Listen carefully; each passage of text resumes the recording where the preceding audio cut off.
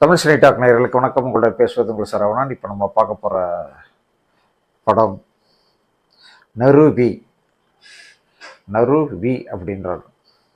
இந்த படத்தில் ஹரிஷ் அலக், வின்ஷு, விஜய் பப்பு, பாடினி Kumar, Jeeva Ravi, Praveena, Cathay, Muruganandam, Pradeep, Madan, S ராஜா, சாரதா நந்தகோபால் மற்றும் பலரும் நடிச்சிருக்காங்க. எழுதி இயக்கியிருப்பது சுபாரக் முபாரக். ஒளிப்பதிவு ஆனந்த் ராஜேந்திரன், இசை அஸ்வந்த், எடிட்டிங் சுபாரக், கலை சி.கே. சக்திவேல், அழகு பாண்டியன் அப்படிங்கிறவர் தயாரிச்சிருக்கார். இந்த படம் முழுக்க முழுக்க ஊட்டி பக்கத்தில் இருக்கிற குன்னூர் மலைப்பகுதியிலேயே படமாக்கப்பட்டிருக்கு. அது ஒரு பெரிய மலைப்பாங்கான பகுதி, அடர்ந்த காடுகள் இருக்குது. அதில் ஒரு குறிப்பிட்ட வனப்பகுதிக்குள்ளே ஆண்கள் யாராவது நுழைஞ்சாங்கன்னா அவங்க என்றைக்குமே திரும்பி வந்ததில்லை, அவங்க இறந்து போயிருப்பாங்க, காணாமல் போயிருப்பாங்க அப்படின்ற ஒரு ஐதீகம் அந்த அங்கே பகுதியில் வசிக்கும் மலைவாழ் மக்களிடையே இருக்குது. அந்த மலைவாழ் மக்களையும் தாண்டி பழங்குடியின மக்களும் அந்த பகுதியில் இருக்காங்க. ஆனால் அவங்களுக்கு சரியான கல்வியை வசதி செய்து தரப்படவில்லை. ஆனால் அந்த இடத்துக்கு நாயகன் ஹரிஷ் அலக் தான் ஒருவராகவே அங்கே வந்து அந்த குழந்தைகளுக்கு பாடம் சொல்லி கொடுக்குறார். ஓராசிரியர் பள்ளிகள் இன்னும் நிறைய இருக்குது தமிழ்நாட்டில். அது மாதிரி அவரும் ஓராசிரியராக இருந்து அந்த பிள்ளைகளுக்கு சொல்லி கொடுக்குறாரு. அதே நேரத்தில் அந்த இடத்துல காப்பி எஸ்டேட் வச்சுருக்கிற ஒருத்தர் வந்து தன்னுடைய காப்பி எஸ்டேட்டை இன்னும் விரிவுபடுத்த நினைக்கிறாரு. அதுக்காக கொஞ்சம் அந்த பகுதிக்கு போய் எந்தெந்த பகுதியிலெல்லாம் நம்ம நிலங்களில் இருக்குது பார்க்கலாம் அப்படிங்கிறதுக்காக ஒரு சர்வே எடுக்கிறதுக்காக ஒரு 5 பேர் கொண்ட டீம் போகிறாங்க. அதில் 2 ஆண்கள் 3 பெண்கள். அந்த டீமும் அங்கே போகிறாங்க.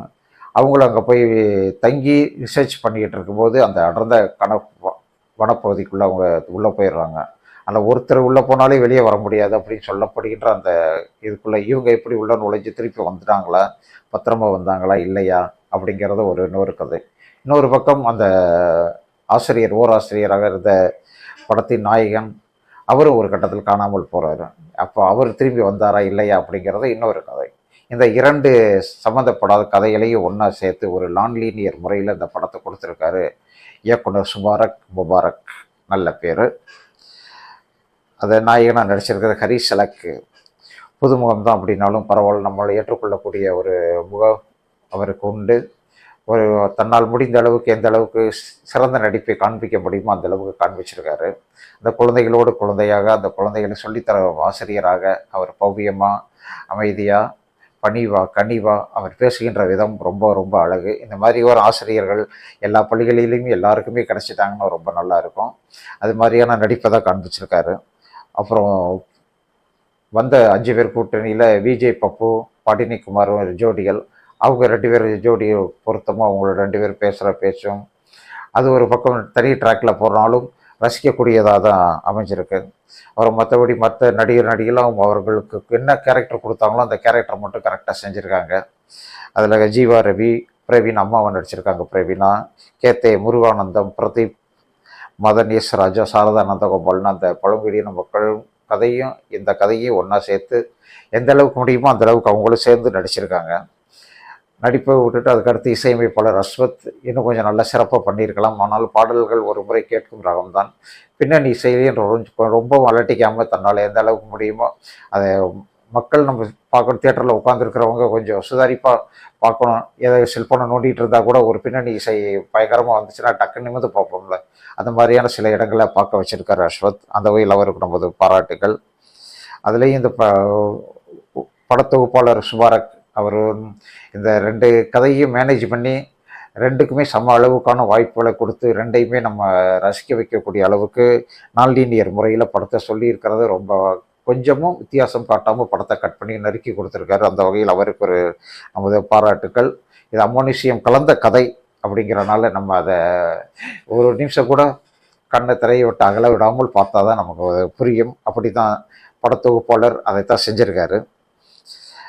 அந்த பயங்கரமான காடு, அந்த காடு பார்த்தாலே நமக்கு பயமாக இருக்கும். அந்த காட்டுக்குள்ளே நடத்தணும், காட்டுக்குள்ளே போகணும். அது மாதிரியான சூழலில் ஒரு நம்மளை பயமுறுத்துகிற மாதிரி ஒரு காட்சிகள்லாம் வைக்கணும் இல்லையா? அதில் தான் இயக்குனர் கொஞ்சம் தவறிட்டார். ஒரு பிரம்மாண்டத்தை காட்ட வேணும், ஆனால் ஒரு அமானுஷ்யம் அப்படின்னாலும் ஒரு பயம் நமக்கு வரணும். படம் பார்க்குறவங்களுக்கு பயம் இருக்கணும். அதே மாதிரி ஒரு பேய் கதையாக இருந்தாலும் அதுக்கு ஒரு சீன் சிச்சுவேஷன் வந்து நம்முடைய ரசிகர்களுக்கு ஈர்ப்பாக இருக்கணும். அந்த அளவுக்கு இவர் இயக்குனர் சுபாரக் முபாரக் அந்த அளவுக்கு செய்யலைனாலும் ஓரளவுக்கு அதை செஞ்சுருக்காரு. அந்த ஓரளவுக்கு என்பது மக்களுக்கு பிடிக்குதா பிடிக்கலையானோ அவங்க தான் இனிமேல் டிசைட் பண்ணி சொல்லணும். ஆனாலும் இந்த படத்தை நம்ம சொல்வதற்கு காரணம் மக்களுக்கு, குறிப்பாக பழங்குடியின மக்களுக்கு கல்வி அறிவு அவசியம் என்பதை அந்த படத்தில் அழுத்த திருத்தமாக சொல்லியிருக்காரு.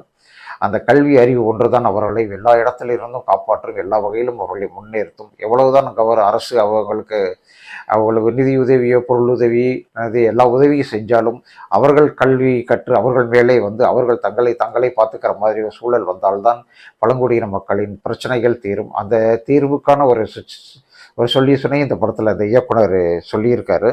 அது இந்த அமானுஷ்யம் இந்த சம்மந்தப்பட்ட இந்த படத்துக்குள்ள அவர் இந்த கொண்டு வந்து திணிச்சது ரொம்ப நல்லது தான். அந்த வகையில் எந்த படமும் ஒரு முறை நிச்சயம் பார்க்கலாம் என்கின்ற வகையில் தான் தயாரிக்கப்பட்டிருக்கு. அவசியம் தியேட்டரில் பாருங்கள். நன்றி, வணக்கம்.